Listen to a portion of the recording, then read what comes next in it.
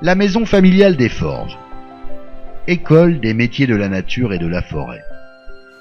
Plus d'une centaine d'élèves, un conseil d'administration de bénévoles et une équipe de salariés qui, tous à leur manière, contribuent à faire vivre cette entité. Un quotidien rythmé de cours, de contrôles,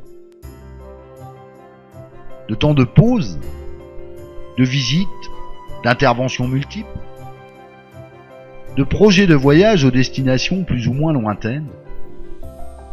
Un quotidien somme toute bien peu monotone, puisqu'aucune semaine ne se ressemble, et qu'à chaque fin de celle-ci s'ouvre une période de vie professionnelle pendant laquelle l'école cède un peu le pas, mais pour mieux revenir. C'est l'alternance. Des soupirs, des rires, des lassitudes, des satisfactions, des inquiétudes, des ambitions, des divergences, des réconciliations, des échanges, des savoirs qui s'entrecroisent, des joies, des tristesses, et tant d'émotions encore. Tant de petits instants privilégiés qui, tout anodins, remplissent les heures, les journées, les années.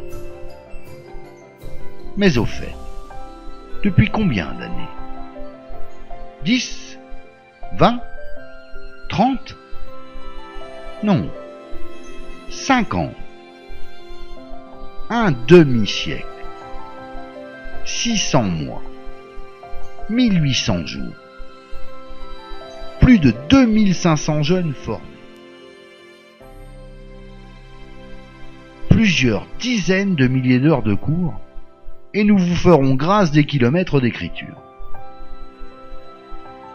Et combien de visages, de caractères, d'efforts, de volonté ont contribué à faire de notre école ce qu'elle est aujourd'hui. Ici encore, le chiffre serait sans doute éloquent, mais somme toute bien peu parlant. La foi, l'envie, les convictions, le partage, toutes ces valeurs sont inquantifiables. Le cœur et l'esprit ne se chiffrent pas. Et pourtant, c'est, sans aucun doute, ces deux notions qui ont permis à cette formidable aventure humaine de voir le jour, de naître. Certes, si à travers ce film, nous allons tenter de vous narrer l'histoire de notre école, nous ne pourrons malheureusement pas être aussi exhaustifs que nous le souhaiterions. En effet, impossible de citer tous les acteurs qui ont, bien souvent avec une extrême modestie, contribué à faire vivre cette belle épopée.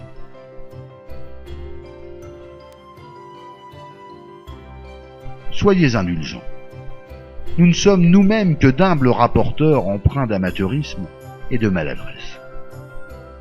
Mais nous avons l'envie de vous raconter.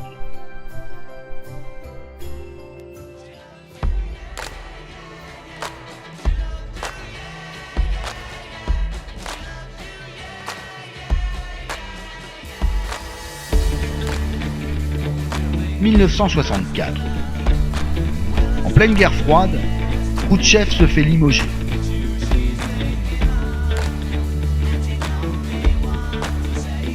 Tandis que Johnson engage nettement les États-Unis au Vietnam.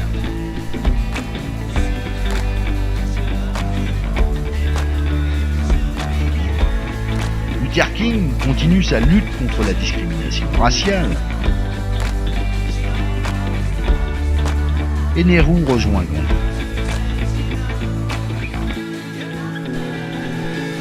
La Chine, elle, fait trembler le monde en s'équipant de la bombe.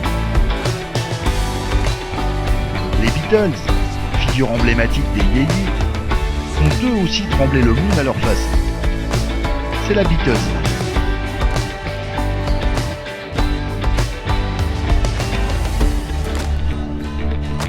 De Gaulle, à la tête de sa 5e République naissante, dirige une France en pleine croissance économique. L'heure est au plein emploi, à la consommation, à la modernisation.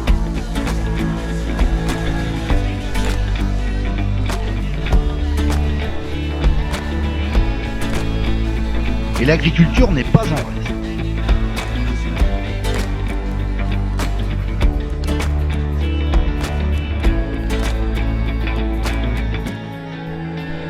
La fameuse PAC européenne, politique agricole commune, n'a que 24 mois et promet des lendemains qui chantent aux agriculteurs qui sauront s'adapter.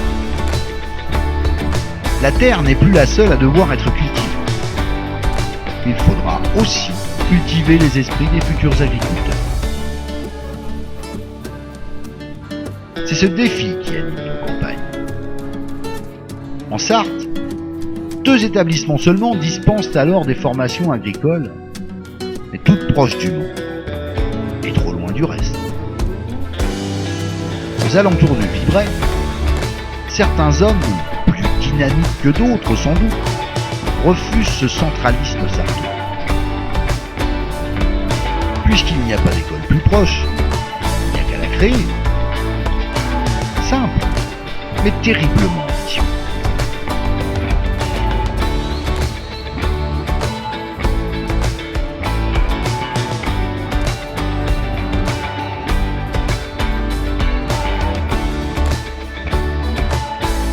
C'est pourtant la décision que prennent alors M. Zinader, agriculteur local, M. Darcourt, figure notable de Vibray, et quelques autres humbles personnes de bonne volonté.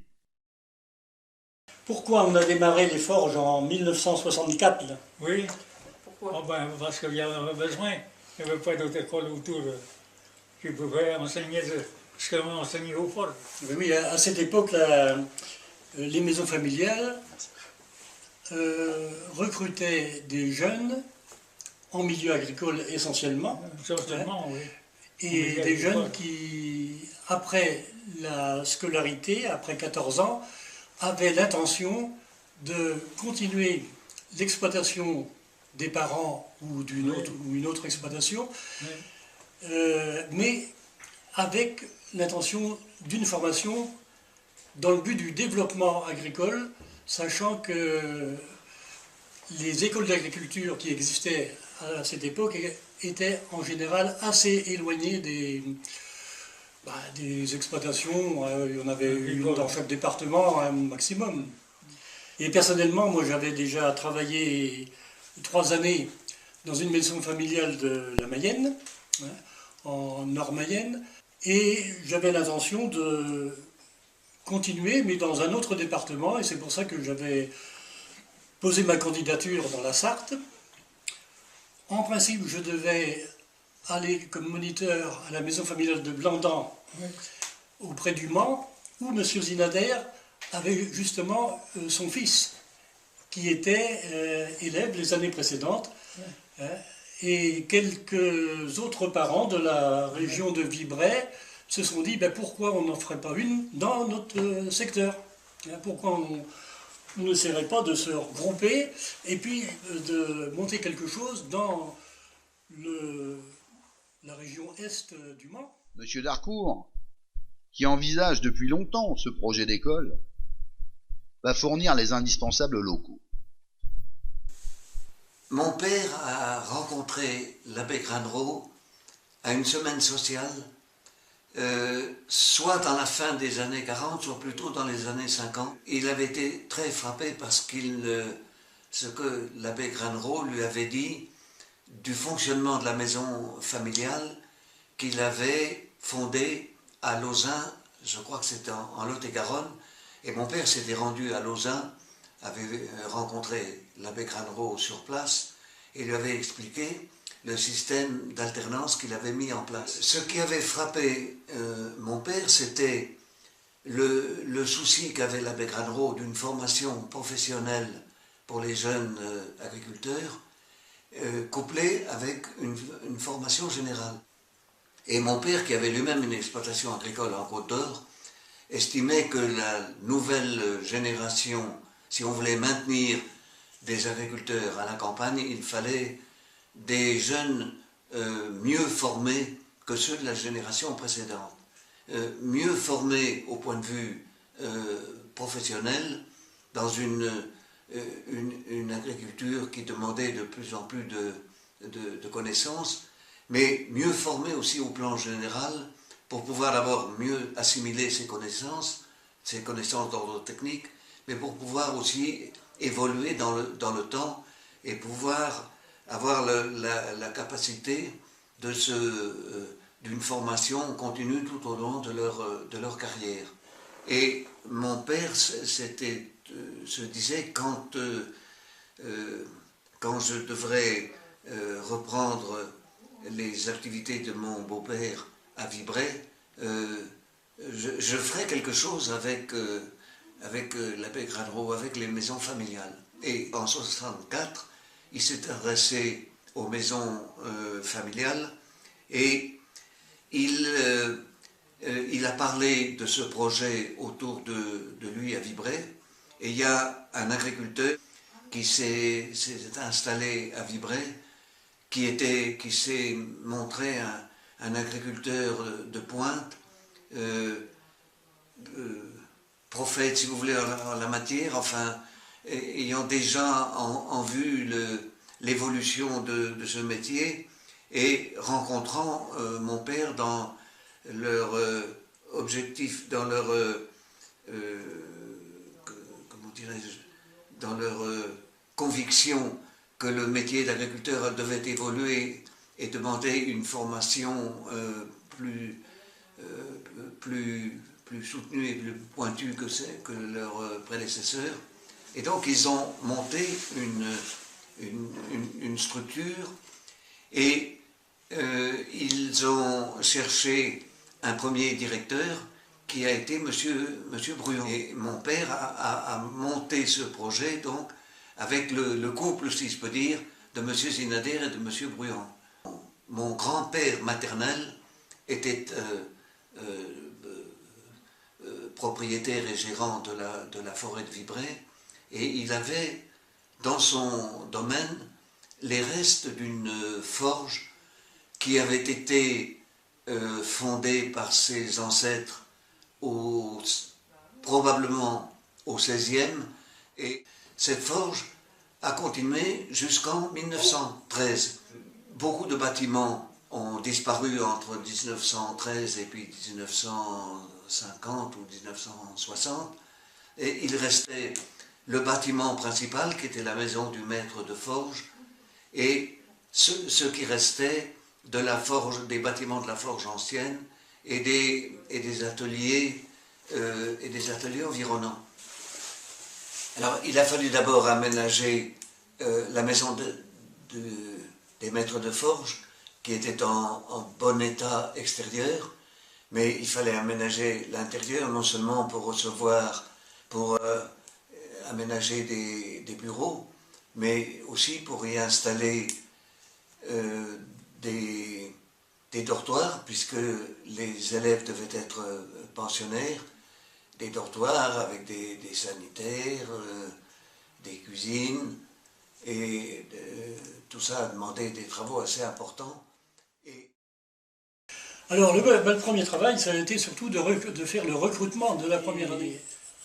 À ce moment-là, eh bien, on prenait la voiture, la mienne ou la vôtre, monsieur Zinader, et puis on allait rencontrer les familles pour lesquelles on avait une adresse, on savait qu'il avait 14 ans, qu'il sortait, parce que c'était au mois de juin, juillet, je pense, ou peut-être août, et on allait voir les familles les unes après les autres pour recueillir les inscriptions et leur expliquer ce qu'était une maison familiale, ce qu'ils feraient, comment ça se déroulerait, etc. Avec bien sûr les conditions d'inscription, le prix, tout ça. Il y avait quand même un certain nombre de choses à expliquer. C'était quand même intéressant parce qu'on avait des gens, des parents quand même motivés, qui avaient envie de faire quelque chose. Et mis à part peut-être quelques exceptions, c'est vrai que la première année, on a eu des élèves, enfin, je ne me souviens plus exactement du nombre, mais enfin, 20 ou 25 élèves, je ne pourrais pas te dire, il faudrait retrouver les statistiques, mais qui ont eu envie de travailler comme ça, avec nous, sachant qu'on a démarré une première année seulement. Et puis voilà comment ça s'est passé. Ça s'est passé en quelques mois, quoi. En quelques mois, oui. Tout cela fut en tout cas efficace, puisque pour la première rentrée 64, les forges comptent une vingtaine de jeunes qui préparent un CAPA agricole. Créer une école en campagne? Une idée somme toute pas si folle. Et tout ça sans Charlemagne.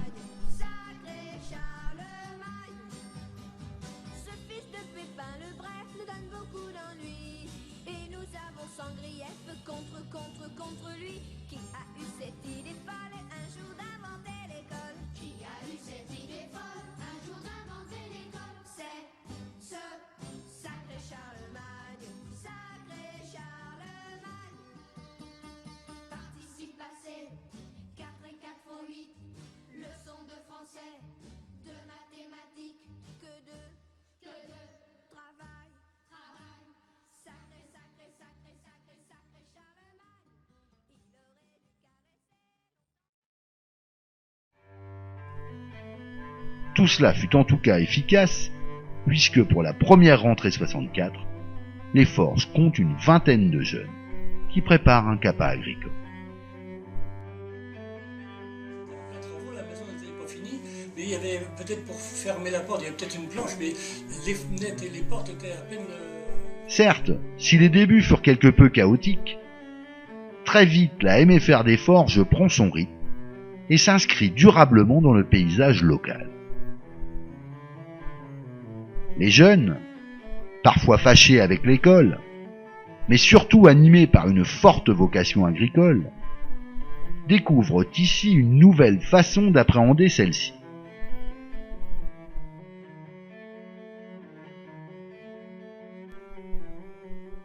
Alors souvent en stage chez leurs propres parents, dont ils reprendront l'exploitation, ils retrouvent à la maison familiale une dynamique de groupe et un contact avec les moniteurs qu'ils n'ont encore jamais connu ailleurs. La base du travail, c'était ce qu'on appelait le cahier d'exploitation à cette époque-là. Le cahier d'exploitation, où on passait du temps en fin de semaine pour rédiger ensemble avec les élèves un questionnaire sur la vie du blé ou la vie de telle ou telle culture, quoi. Et la semaine, 15 jours après, ils devaient revenir avec un document rédigé partant de ces observations qu'il avait faites chez eux sur le blé ou sur l'élevage éventuellement, parce que chaque semaine il y avait un thème qui était retenu. Et partant de là, eh bien, on retravaillait ça au retour en corrigeant le document, mais en corrigeant sous l'aspect du français, de l'orthographe, de la grammaire et tout ça. On apprenait du français sans s'en rendre compte. C'est-à-dire que beaucoup de jeunes qui arrivaient et qui n'avaient pas le certificat d'études, et puis qui en avaient marre de l'école déjà depuis au moins 2 ans, si c'est pas plus, se remettaient à refaire des opérations, à écrire du français des phrases à peu près correctes, sans faire trop de fautes. C'était surtout pour eux un moyen d'apprendre le français, les mathématiques, par des notions techniques. Les cours techniques, les sorties pédagogiques, les récrés où le foot fait fureur, viennent compenser les inévitables cours d'enseignement généraux ou les services ménagers plus souvent dénommés corvées. Bien sûr, il y a toujours des maths, du français, de l'anglais même. Mais les professeurs, eux, ont disparu. Ce sont désormais des moniteurs qui ne sont pas face aux élèves, mais à côté d'eux, pour les accompagner. Les moniteurs, ils jouent au foot avec nous, c'était assez relax quand même, c'était un petit peu différent de l'école primaire. Alors les matières étaient français, maths, algèbre, c'était nouveau pour nous, algèbre, oui. Et il y avait zoologie, j'avais pris option élevage, il y avait aussi beaucoup de choses sur l'agriculture en France, en fait. On avait beaucoup des cartes de France, il fallait colorier en fonction de l'élevage, en fonction de plein de choses. Les cours, eux aussi, ont changé. Plus pratiques, plus concrets, ils s'appuient sur le vécu des jeunes et sur ses préoccupations. Le rapport à l'école change. Puis ce qui m'a tout de suite accroché, moi, c'est que déjà, d'une part, on était déjà en alternance, on était déjà une semaine sur une semaine à l'école, 15 jours en stage, c'est vrai que ça nous faisait une coupure. On prenait une bonne bouffée d'oxygène et puis on retournait à l'école, quoi. Et puis les cours, c'est vrai que ça accrochait bien parce que c'est vrai qu'on avait des cours bien liés à notre production, à notre profession, quoi, à notre future profession, quoi. Bon, c'est vrai que certes on avait de la mathématique puis du français, mais autrement on avait de la biologie, de la zootechnie. Puis même les moniteurs s'intéressaient drôlement aux élèves, quoi. Je sais pas. On jouait au foot, de toute façon on jouait au foot avec les profs. Alors, pour nous c'était une vie de famille, c'était pas nos parents, mais c'était plus ou moins nos parents de la semaine, façon de dire, quoi. Et ça marchait comme ça déroulait. Et puis même après, pendant les cours, c'est vrai que quand tu as une super ambiance, quand tu as une bonne symbiose entre les élèves et les moniteurs, ça peut mieux que faire. De toute façon, c'est comme ça que ça avance.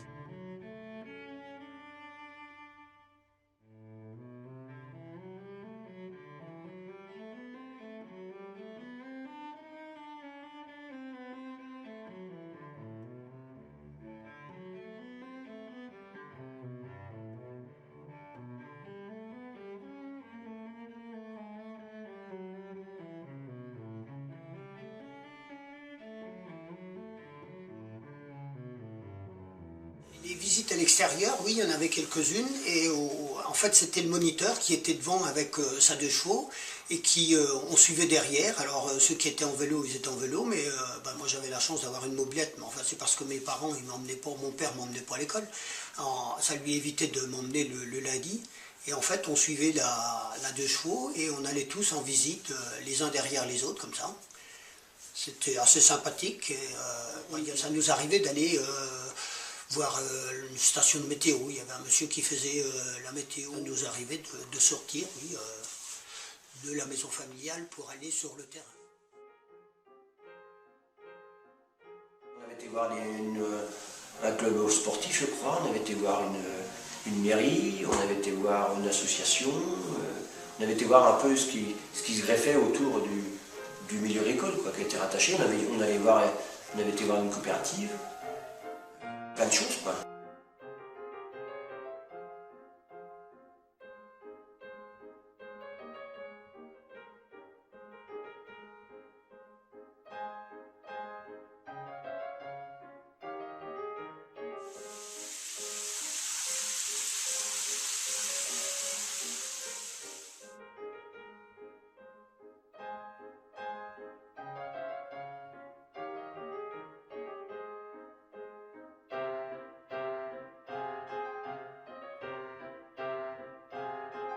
J'étais élève en 1994 de mémoire, je suis arrivé en 3e technologique, j'ai fait mon BEP en forêt. Avant j'étais dans un lycée où il n'y avait pas trop de suivi et dans la maison familiale c'est quand même une petite école dans laquelle il y a un suivi bien plus important au niveau de chaque élève.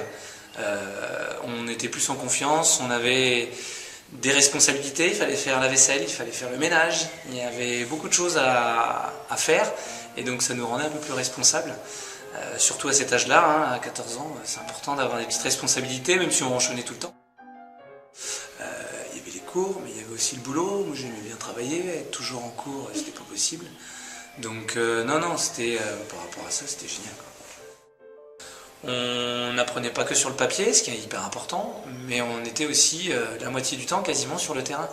Ce qui nous faisait ouvrir les yeux sur ce que l'on aimait ou pas, et sur vraiment le métier de la forêt. On partait aussi en TP, on partait ramasser des glands à l'ONF, on allait faire de l'abattage en forêt, du débroussaillage, on allait faire des analyses de sol, toutes ces choses-là, ce qui nous permettait d'apprendre un peu ce que c'était la nature, comment pousser un végétal, comment ça se passait, l'évolution de la forêt, l'exploitation de la forêt, du début jusqu'à la fin. À la maison familiale des Forges, on était plus acteurs que spectateurs de notre formation par rapport à toutes les responsabilités qu'on nous donnait.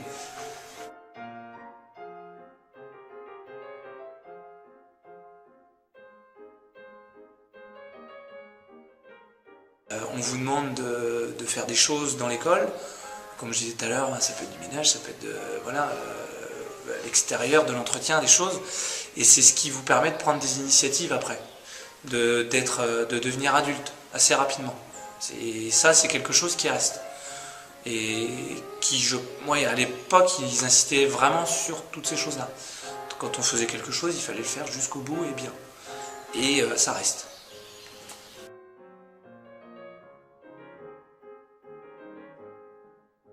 La petite fierté que j'ai par rapport à ça, c'est qu'après avoir été élève en MFR, maintenant je suis maître de stage et aussi intervenant dans une MFR pour former les jeunes au métier de l'élagage. Et ça, c'est une petite fierté et puis ça permet de valoriser les MFR tout simplement.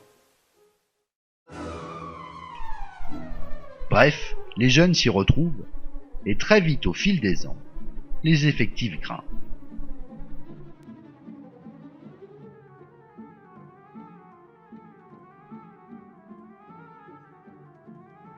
Mais à la fin des années 70, s'amorcent les premières désillusions d'un monde agricole profondément bouleversé. L'enthousiasme pour les formations agricoles s'essouffle, s'estompe. Les effectifs de la maison familiale des Forges s'en ressentent et diminuent de façon inquiétante. L'heure est aux interrogations, à la remise en question. Ce n'est ni plus ni moins la survie de l'école qui est en jeu.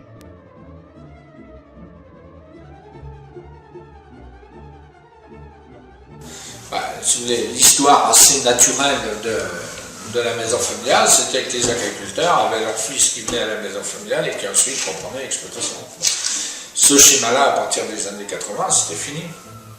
Parce que d'abord, les fils d'agriculteurs n'étaient pas forcément agriculteurs, parce que le nombre d'exploitations disponibles n'était pas le même, et qu'en plus, il y avait aussi de la concurrence entre les formations, entre les organismes de formation. Dans la Sarthe, il y avait un lycée agricole à Houillon, il y avait un centre de formation dans le Loir-et-Cher à Montdoubleau qui également recrutait, il y avait une autre maison familiale près de Vendôme qui recrutait aussi pas très loin. Donc il y avait moins de demandes et beaucoup d'offres d'établissements de formation. Donc c'était assez naturel que le potentiel de recrutement agricole était en chute. Oh, je crois que c'était les exploitations qui disparaissaient petit à petit. Et puis aussi, c'est que les jeunes, voyant les autres, ses copains ou ses copines dans un autre contexte, je crois que il y a une époque, on se désintéressait un peu plus du milieu agricole. L'agriculture n'était plus à la mode, et puis bon, c'est vrai qu'il y a une époque aussi, la mécanisation, tout ça, peut-être anticipé les départs, et puis bon, c'est vrai qu'il y avait de moins en moins d'exploitations aussi à reprendre, et puis peut-être aussi, à certaines époques, les parents ne poussaient pas non plus les jeunes dans ces formations-là, parce que les parents en bavaient tellement que... La maison familiale, dont la vocation a toujours été de s'inscrire au mieux au sein du monde professionnel et de son territoire, doit, comme l'ont fait ceux-ci, s'adapter ou disparaître. S'adapter, c'est se tourner vers de nouveaux horizons. Une nouvelle formation qui viendrait compenser le déficit d'effectifs d'une formation agricole en déclin. Le conseil d'administration et la direction d'alors, pourtant essentiellement composés d'agriculteurs, s'interrogent, analysent, étudient et s'ouvrent de façon clairvoyante à d'éventuelles opportunités.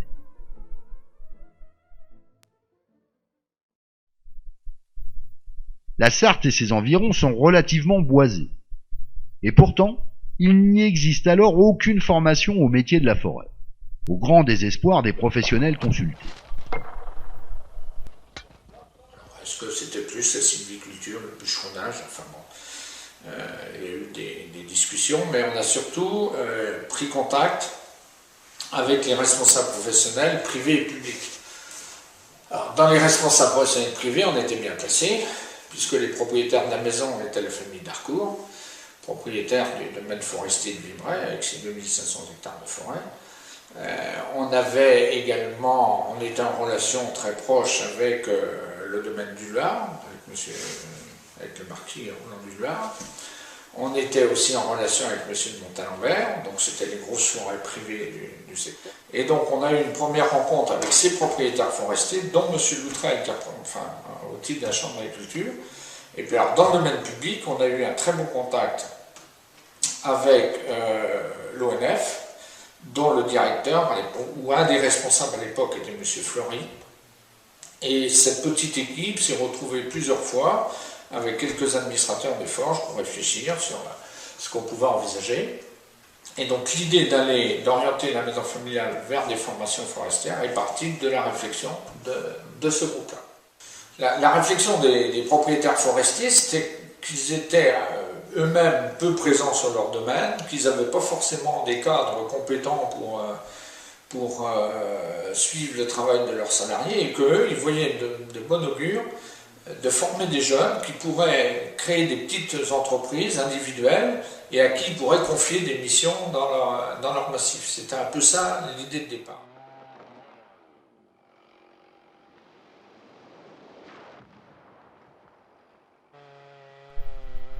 Le dossier monté, accepté par les autorités compétentes, la rentrée 1979 accueille, à côté de ces jeunes préparant le BEPA agricole, la première promotion d'une formation sylvicole.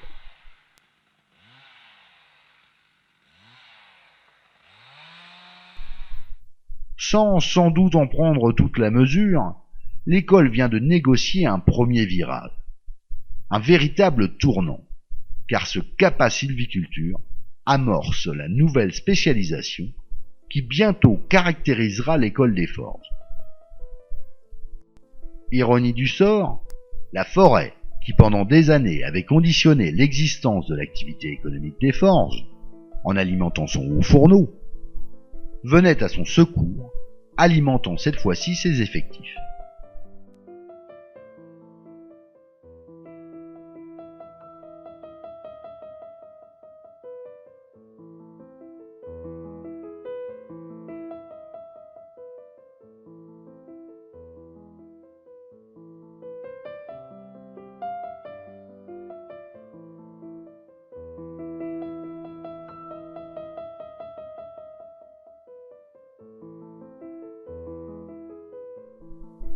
En effet, la formation forêt fonctionne et comble les espoirs nourris, puisque dès 1984, un BEPA travaux forestiers voit le jour et remplit vite les classes.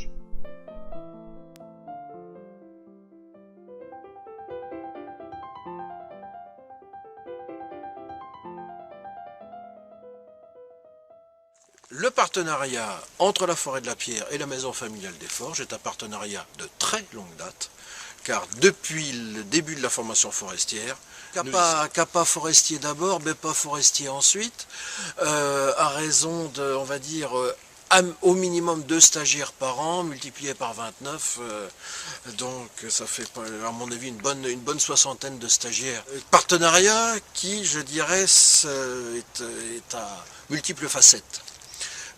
Bien sûr, nous accueillons des élèves tous les ans. Ce partenariat, après ça, s'est concrétisé par le fait que certains élèves ont été embauchés ici en Forêt de la Pierre. Et ce partenariat se concrétise également d'autres manières. C'est-à-dire que je viens pour des examens blancs ou pour des évaluations et nous avons eu plusieurs fois des discussions sur ce que j'appellerais l'adaptation du référentiel à la réalité forestière de terrain.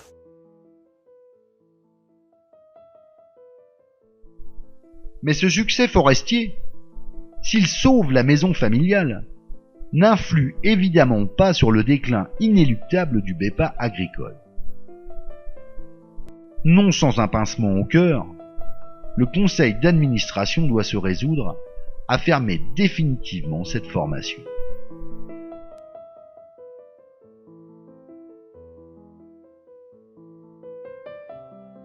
Ça a été difficile au niveau du groupe, au niveau du conseil, de prendre la décision d'arrêter.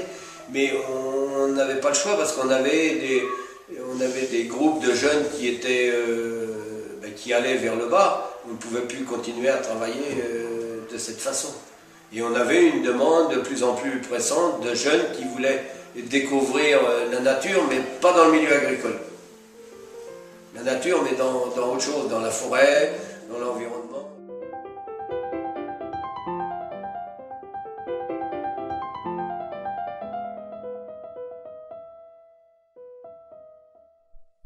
Une page se tourne. Et la vie continue. Et la vie, l'école ne va pas en manquer.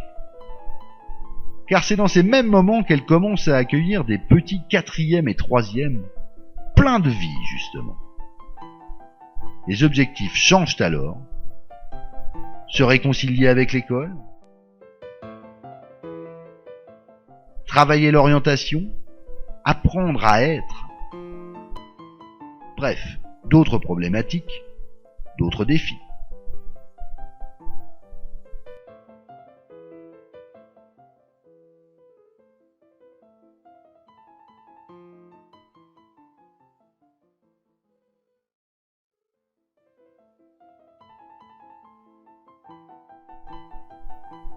Et les années passent au rythme des saisons, des examens, des vacances, des rentrées.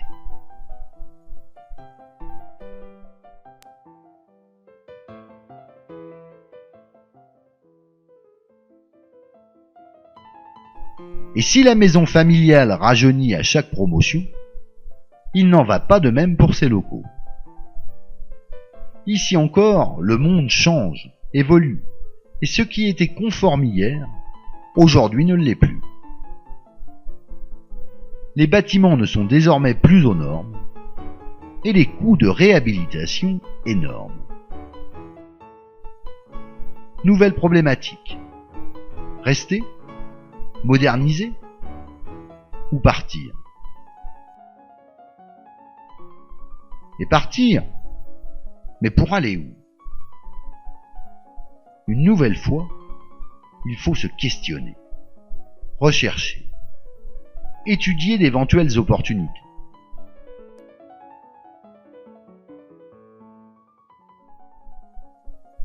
L'opportunité, c'est l'IREO de la Ferté-Bernard qui va la créer.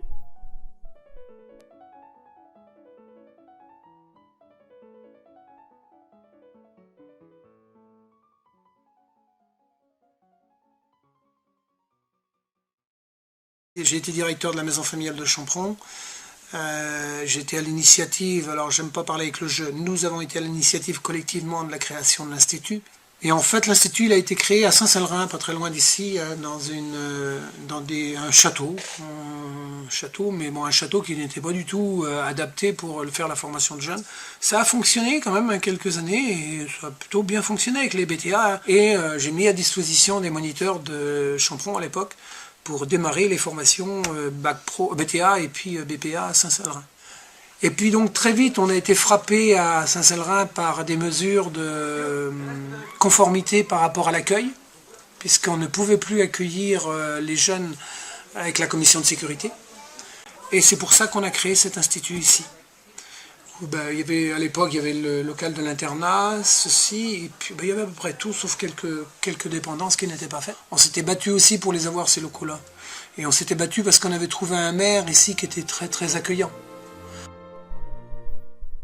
Dans un contexte alors difficile et des circonstances défavorables, notamment la terrible tempête de décembre 1999, aux conséquences désastreuses sur les massifs forestiers français, l'IREO, qui préparait les jeunes à une formation supérieure en forêt ou à un BTS gestion et protection de la nature, se voit contraint de fermer définitivement ses portes en décembre 2003.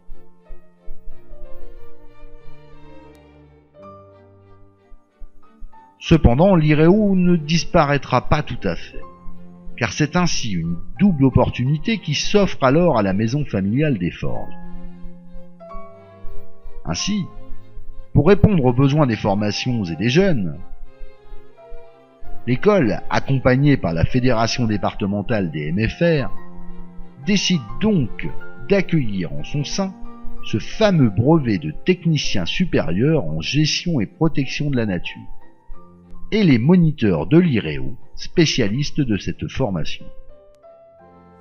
2002, on fait le choix de rapatrier le BTA forestier et le BTS GPN à Champron. Donc la fusion a permis au moins une chose qui est capitale, c'est de préserver à la fois le capital de compétences des salariés, puisque on avait des compétences sur les deux sites qui étaient très complémentaires. Donc la fusion des deux a permis de conserver ce capital de compétences, a permis à deux équipes d'administrateurs de se dire, il y en a qui vont partir et d'autres qui vont rester pour préserver l'avenir de la filière forestière, l'avenir de la filière environnementale dans la Sarthe. Parce que c'est pas un qui a légué à l'autre, c'est l'ensemble des acteurs qui ont fait que... C'est grâce à la volonté politique de deux conseils d'administration et grâce à la volonté de deux équipes qu'on a pu préserver la filière forestière et environnementale dans la Sarthe en fusionnant ces deux associations que sont la Maison familiale des Forges et l'IREO de Bois-Doublé à l'époque. Cette fusion va positivement et profondément bouleverser la MFR des Forges. En effet, l'établissement devient alors, au titre du BTS GPN par apprentissage, CFA, Centre de formation des apprentis. De plus, et sans renier sa vocation forestière encore jeune, l'établissement y associe une nouvelle dimension bien plus complémentaire qu'antinomique avec la forêt, la préoccupation environnementale. Ce sera désormais l'école des métiers de la nature et de la forêt.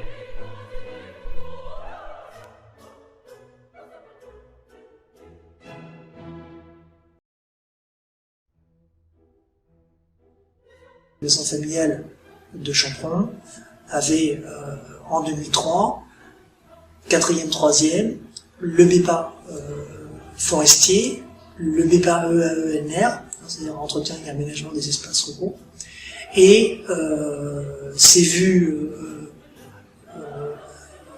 reprendre les formations de l'IREO, qui était le bac pro forestier, et le BTSA, gestion de protection de la nature. Donc on peut dire que c'était un nouveau tournant pour l'association Maison familiale Champron.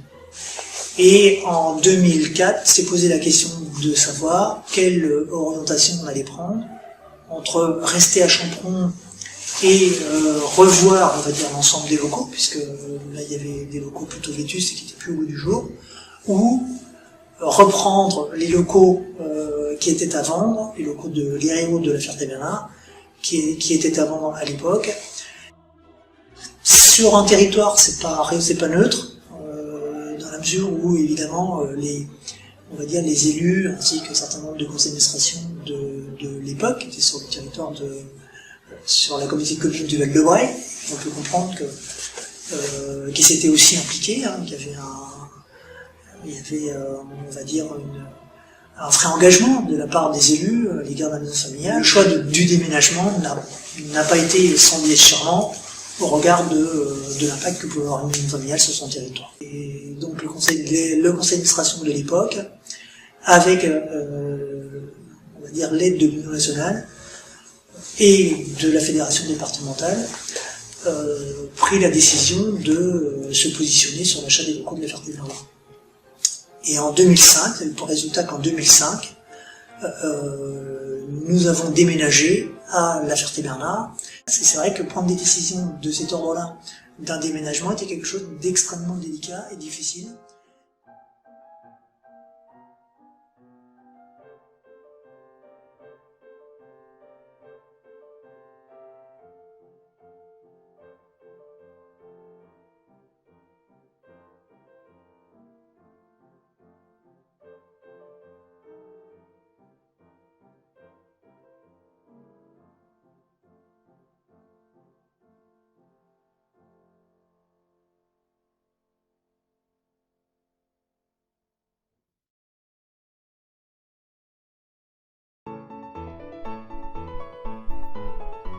En septembre 2005, la page est donc tournée. La MFR, qui n'a cependant pas pu renoncer à son appellation des Forges, ouvre ses portes au bois des haies. Cela ne s'invente pas pour une formation forêt et nature. Décidément, le hasard fait bien les choses. Donc nous sommes arrivés à la Ferté-Bernard dans un contexte aussi, on va dire, un peu aussi compliqué. Mais cette maison familiale, enfin ces locaux étaient beaucoup plus adaptés, puisqu'ils avaient été construits construits pour une partie en 98, mais aussi restaurés en 98, qui étaient beaucoup plus au goût du jour, c'est-à-dire pour l'accueil des jeunes, à savoir des salles de cours équipées, un internat tout à fait convenable, dans la mesure où il y avait une salle d'équipement qui correspondait, une salle de bain, un cabinet de toilette, donc suffisamment de surface, on va dire, pour accueillir des jeunes dans de bonnes conditions. Et puis il y avait d'autres aspects qui n'étaient pas négligeables non plus, c'est le fait que ce soit sur la Ferté-Bernard, donc une commune de 10 000 habitants, il y a 25 000 habitants sur le bassin, avec un développement industriel non négligeable, et qui bénéficie d'une gare, une proximité de l'autoroute, de différents services qu'on pouvait utiliser, tels que les équipements sportifs, les activités, on va dire culturelles, le cinéma, le théâtre. En même temps, cet aspect, on va dire, de situation géographique pour la maison familiale a été un atout non négligeable.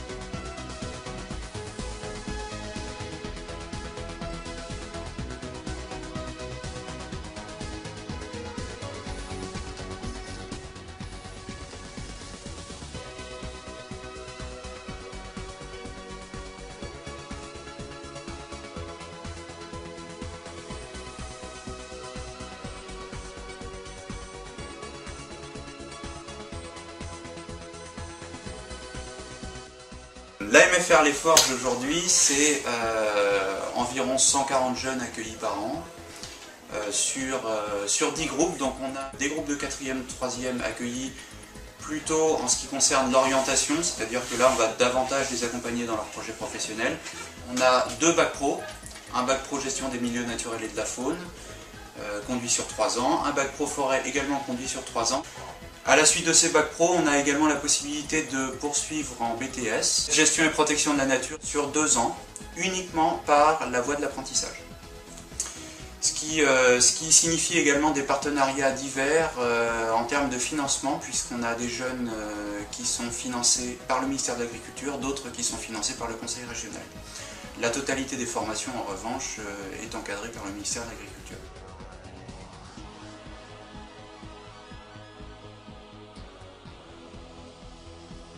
L'équipe s'est sérieusement développée dans le temps, puisque aujourd'hui on a 16 salariés en équivalent temps plein, 3 pôles identifiés, un pôle administration, un pôle au niveau de la vie résidentielle et puis un pôle axé sur la pédagogie.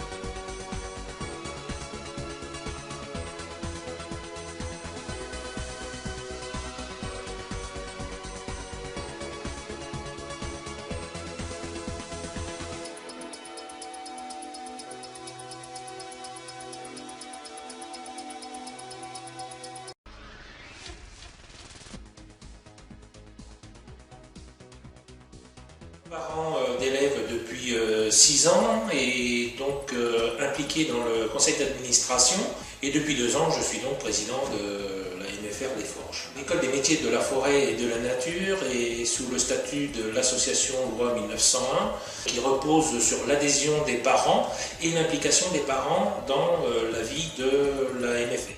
Le meilleur moyen, c'est carrément de s'investir, d'entrer au conseil d'administration. Alors participer, c'est-à-dire que les membres du conseil d'administration veillent au bon fonctionnement de l'établissement et définissent les orientations financières, structurelles, stratégiques afin d'améliorer constamment le projet associatif. Le projet associatif, c'est veiller à ce que les moniteurs et l'équipe suivent bien les désirata des parents. La volonté des parents à faire aboutir leurs enfants vers une formation et vers une insertion professionnelle. Ces parents sont élus lors de l'Assemblée générale qui se réunit une fois tous les ans. Et donc, le premier conseil d'administration suivant cette assemblée générale, eh bien, les différents administrateurs vont élire leur bureau. Les projets sont nombreux. Alors, on a un projet principal pour 2014-2015, c'est de remettre en route l'élaboration d'un projet d'association pour créer du lien entre l'équipe et le conseil d'administration et mettre en route après des pistes de travail au niveau de la pédagogie, au niveau de la vie résidentielle, mais également au niveau de la mise en valeur du site, l'amélioration des existants.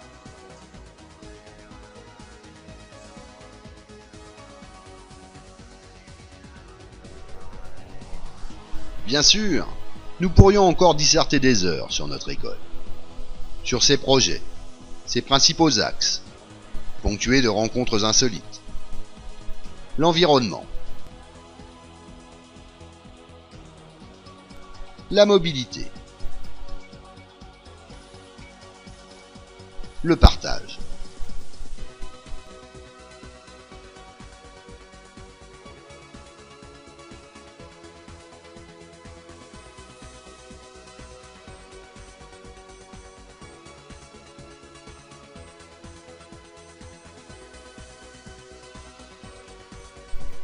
Mais puisqu'il faut conclure, nous terminerons sur cette réflexion.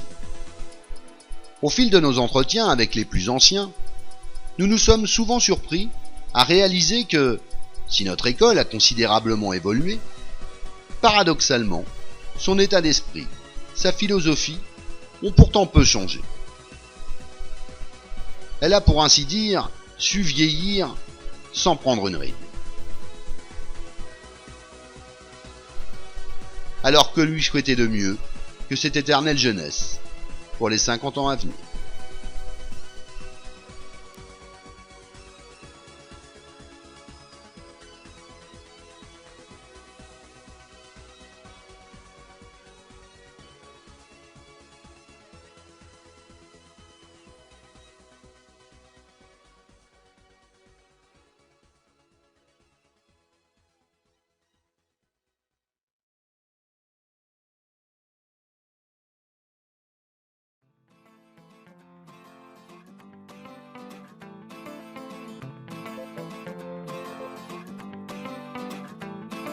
Souhaite tout le bonheur du monde et que quelqu'un vous tende la main, que votre chemin évite les bombes, qu'il mène vers de calmes jardins. On vous souhaite tout le bonheur du monde, pour aujourd'hui comme pour demain, que votre soleil éclaircisse l'ombre, qu'il brille d'amour au quotidien. Puisque l'avenir vous appartient, puisqu'on ne contrôle pas votre destin, que votre envol est pour demain. Comme tout ce qu'on a à vous offrir ne saurait toujours vous suffire dans cette liberté à venir, puisqu'on ne sera pas toujours là comme on le fut au premier pas. On vous souhaite tout le bonheur du monde et que quelqu'un vous tende la main, que votre chemin évite les bombes, qu'il mène vers de calmes jardins. On vous souhaite tout le bonheur du monde, pour aujourd'hui comme pour demain, que votre soleil éclaircisse l'ombre, qu'il brille d'amour au quotidien. Toute une vie s'offre devant vous, tant de rêves à vivre jusqu'au bout, sûrement tant de joie au rendez-vous, libre de faire vos propres choix, de choisir quelle sera votre voie et où celle-ci vous emmènera. J'espère juste que vous prendrez le temps de profiter de chaque instant. On vous souhaite tout le bonheur du monde et que quelqu'un vous tende la main, que votre chemin évite les bombes, qu'il mène vers de calmes jardins. On vous souhaite tout le bonheur du monde, pour aujourd'hui comme pour demain, que votre soleil éclaircisse l'ombre, qu'il brille d'amour au quotidien.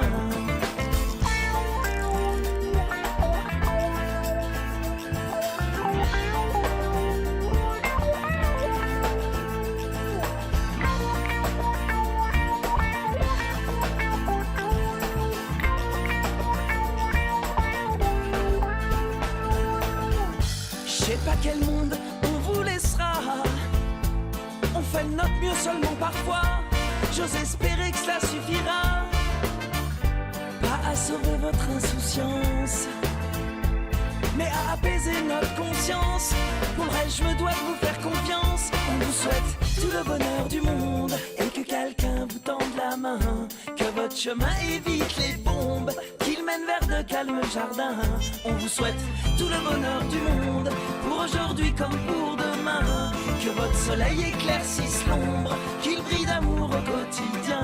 On vous souhaite tout le bonheur du monde, oh oui, tout le bonheur du monde. On vous souhaite tout le bonheur du monde, oh oui, tout le bonheur du monde. On vous souhaite tout le bonheur du monde, oh oui, tout le bonheur du monde. Que votre chemin évite les bombes, qu'il mène vers de calmes jardins. On vous souhaite tout le bonheur du monde, oh